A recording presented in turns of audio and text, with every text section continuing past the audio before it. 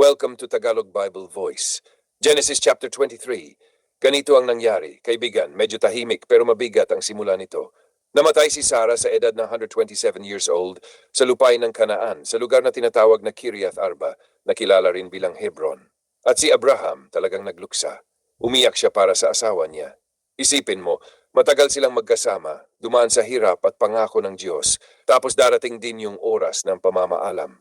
Parang sa totoong buhay, kahit gaano kakatatag, pag nawala ang mahal mo, bumibigay ka rin. Pagkatapos magluksa, tumayo si Abraham at kinausap ang mga Hittites, yung mga taong nakatira sa lugar na iyon.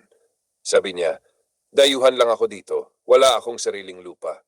Bigyan ninyo ako ng lugar na pwede kong paglibingan ng asawa ko." Parang ganito yan, kahit may pangako na sa kanya ang Diyos tungkol sa lupain, wala pa siyang legal na pagmamay-ari, kaya kailangan pa rin niyang makiusap. Sumagot ang mga Hittites ng may respeto, "Ikaw ay isang dakilang pinuno sa amin. Pumili ka ng kahit anong libingan namin." Pero si Abraham gusto niya ng specific na lugar, yung kuweba ni Machpelah, na pag-aari ni Ephron, anak ni Zohar. Gusto niya itong bilhin ng maayos, hindi yung libre lang. Kasi gusto niyang malinaw, kanya talaga ito. Kaya kinausap nila si Ephron sa harap ng lahat, parang public transaction, walang lihim. Si Ephron parang polite din, sabi niya, "Ibibigay ko na sa iyo ang lupa at yung kuweba." Pero si Abraham, hindi pumayag na libre. Gusto niyang bayaran. Parang alam niya na kapag libre, pwedeng bawiin o pagtalunan sa future. Sinabi ni Ephron ang presyo 400 shekels ng pilak. Medyo mahal yun sa panahon nila. Parang kung ikaw, bibili ka ng lupa tapos tinaasan ang presyo dahil alam nilang kailangan mo. Pero hindi nakipagtawaran si Abraham. Binayaran niya agad ayon sa timbang na ginagamit ng mga mangangalakal.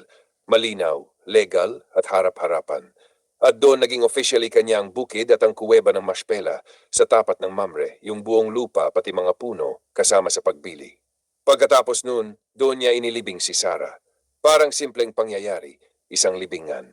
Pero kung isipin mo, ito ang unang piraso ng lupa na tunay na pag-aari ni Abraham sa lupang ipinangako ng Diyos.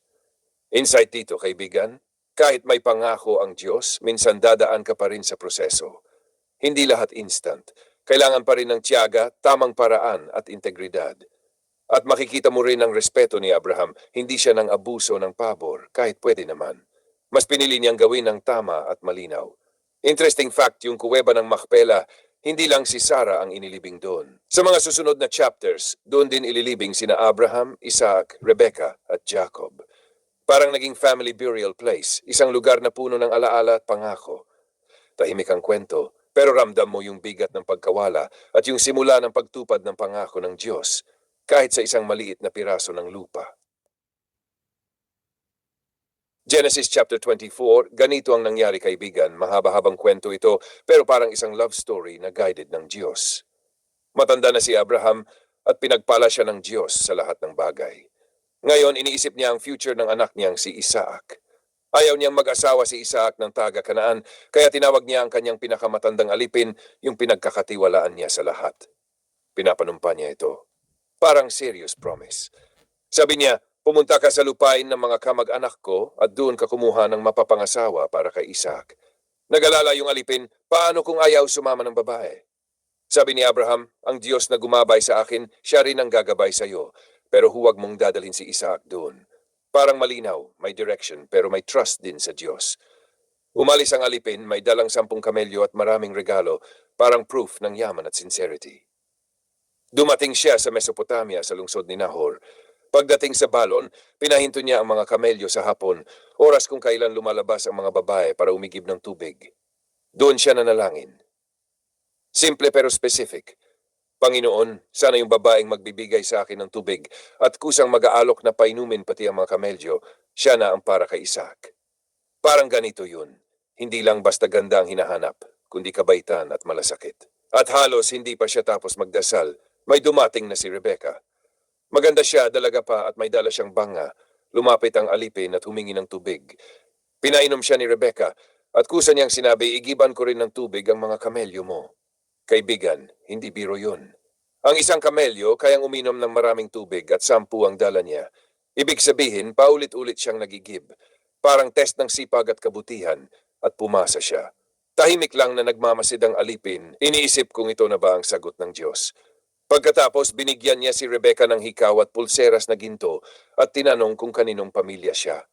Nang malaman niyang kamag-anak siya ni Abraham, anak ni Bethuel, parang nag-click lahat. Agad siyang yumuko at sumamba sa Diyos. Parang sinasabi, ang bilis ng sagot mo. Inimbitahan siya ni Rebecca sa bahay nila. Doon, sinalubong siya ni Laban, kapatid ni Rebecca. Pinatuloy siya at inalagaan ng mga kamelyo. Pero bago siya kumain, sinabi ng alipin, hindi ako kakain hanggat hindi ko nasasabi ang pakay ko. Parang priority niya ang mission. Ikinwento niya lahat kung paano siya inutusan ni Abraham, yung panalangin niya sa balon, at kung paano natupad agad sa pamamagitan ni Rebecca. Parang inuulit niya ang buong journey, pero may emphasis na Diyos ang gumabay. Pagkatapos tinanong niya ang pamilya, papayag ba kayo na isama ko si Rebecca para kay Isaac? Sumagot sila, mukhang galing ito sa Diyos. Wala kaming masasabi. Pumayag sila. Naglabas ang alipin ng mga regalo, ginto, pilak, damit, para kay Rebecca at sa pamilya niya. Parang siling ng kasunduan. Kinabukasan gusto na niyang umalis agad. Pero ang pamilya gusto pang patagalin si Rebecca kahit 10 araw. Pero sabi ng alipin, huwag ninyo akong pigilan. Pinagpala ng Diyos ang lakad ko. Tinanong nila si Rebecca mismo, sasama ka ba? At sabi niya, oh, sasama ako. Parang ang tapang, no? Iwan niya ang pamilya niya para sa isang lalaking hindi pa niya nakikita, pero may tiwala siya sa direksyon ng Diyos. Bago siya umalis, binasbasan siya ng pamilya, naway dumami ang lahi mo at manaig ang iyong mga anak.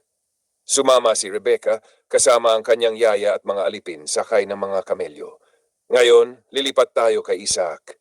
Nakatira siya sa Negeb at isang hapon, lumabas siya sa bukid. Parang nag-iisip o nagdarasal. Pagtingin niya, may mga kamelyong paparating. Si Rebecca naman, nakita si Isaac at nagtanong, sino yun?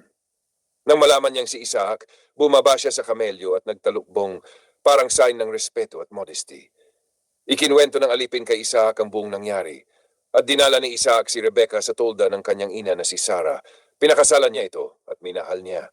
At doon na-comfort si Isaac mula sa pagkawala ng kanyang ina. Insight dito, kaibigan, makikita mo na ang tamang tao, hindi lang basta dumarating, ginagabayan ng Diyos sa tamang panahon, sa tamang paraan. Parang si Rebecca, hindi lang siya napili dahil sa itsura, kundi dahil sa puso niya, mabait, masipag at handang tumulong kahit walang kapalit. At interesting fact, yung simpleng pagbigay niya ng tubig, yun ang naging turning point ng buong kwento. Minsan yung maliliit na kabutihan, yun pala ang magbubukas ng malalaking plano ng Diyos sa buhay natin. Tahimik pero napaka-beautiful ng kwento. Parang paalala na kahit sa ordinaryong araw, pwedeng kumilos ang Diyos para sa isang extraordinary na purpose.